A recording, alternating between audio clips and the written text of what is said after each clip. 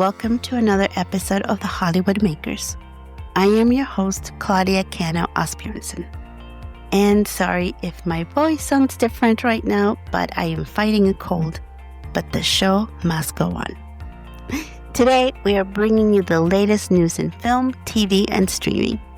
We have some disappointing news, but fortunately, we also have some good news that we can share with you as well. Let's start with the bad news.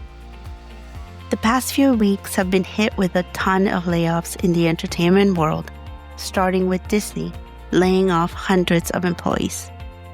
Deadline was the first to break the news, reporting that unfortunately Disney cut many positions across multiple teams around the globe.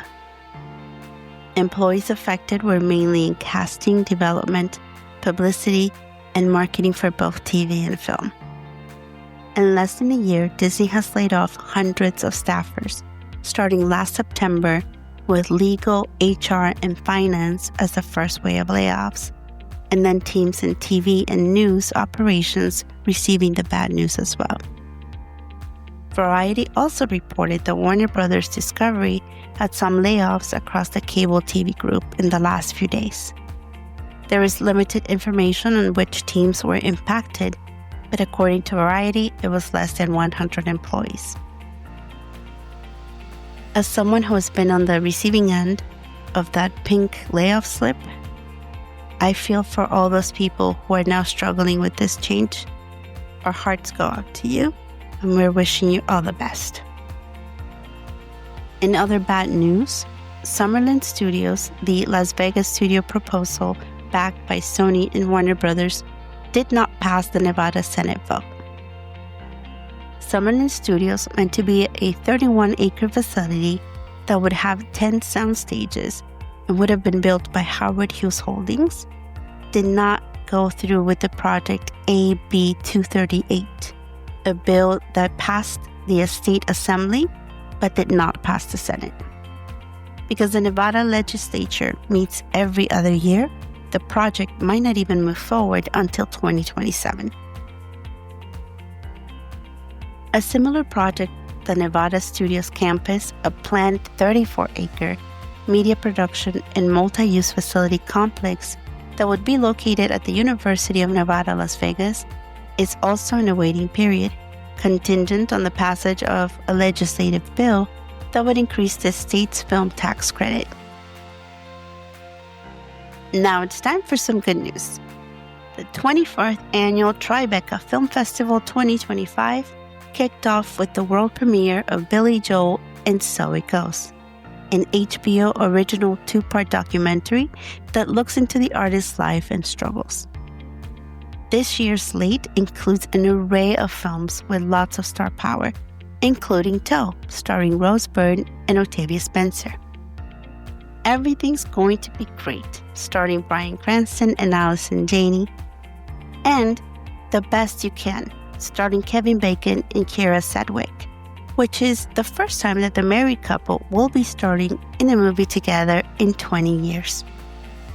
Other films include Sovereign, starring Nick Offerman, Jacob Tremblay, and Dennis Quaid, the film A Tree Fell in the Woods with Alexandra Daddario, David Diggs, and Josh Gad, and the live-action film How to Train Your Dragon with Mason Thames, Nico Parker, and Gerard Butler. The festival will also highlight anticipated documentaries like Barbara Walters' Tell Me Everything, Andy Kaufman Is Me, Dear Miss, The History of Miss Magazine, and Titan, The Ocean Gate Disaster. The festival includes both independent films and notable music acts. It provides a platform for new filmmakers and artists to showcase their work. The festival aims to attract a diverse audience with stories that transcend borders.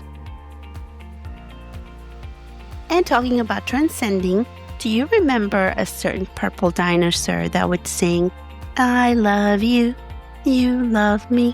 Sorry, I'm not a good singer. Well, that dinosaur known as Barney is getting a live-action movie produced by Daniel Kaluuya for Mattel and A24. and the film will be written by none other than award-winning actress Ayo Edebiri from The Bear.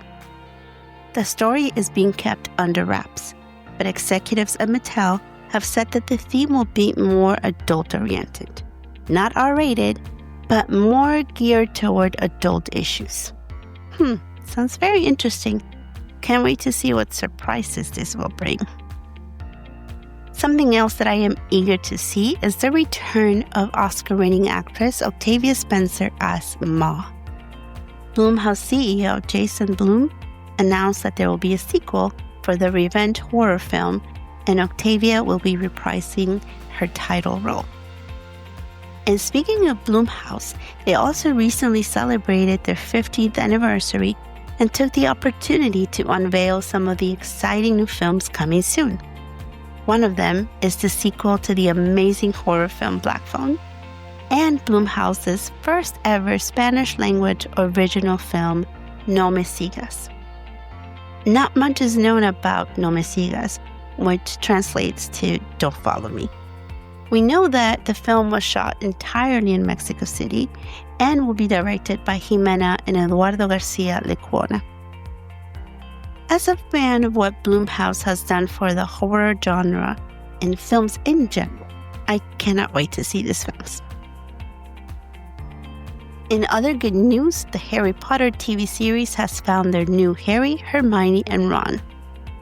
Dominic McLaughlin will portray Harry Potter, Alistair Stout will play Harry's best friend Ronald Weasley, and Arabella Stanton will play Hermione Granger, one of the smartest witches of her generation. More than 30,000 actors auditioned for the lead roles as HBO launched an open casting call last fall. Filming is expected to begin this summer. And to end our good news of the week, we're happy to say that The Hollywood Reporter confirmed that Paramount is adapting the fantasy romance book Divine Rivals, the bestseller written by Rebecca Ross. The novel is the first in the best-selling Letters of Enchantment series, and it will be adapted for the screen by Sofia Alvarez, best known for writing the adaptation of Netflix to All the Boys I Loved Before. With more than 125 weeks on the New York Times bestsellers list, the Letters of Enchantment series have sold over 1 million copies according to the publisher. Rebecca Ross, the writer, will also act as an executive producer on the project. And there you have it, the good, the bad, and what's coming next. We appreciate you listening, and please remember to like, subscribe, and send us your comments, and continue being a part of our community at The Hollywood Makers. Till next time.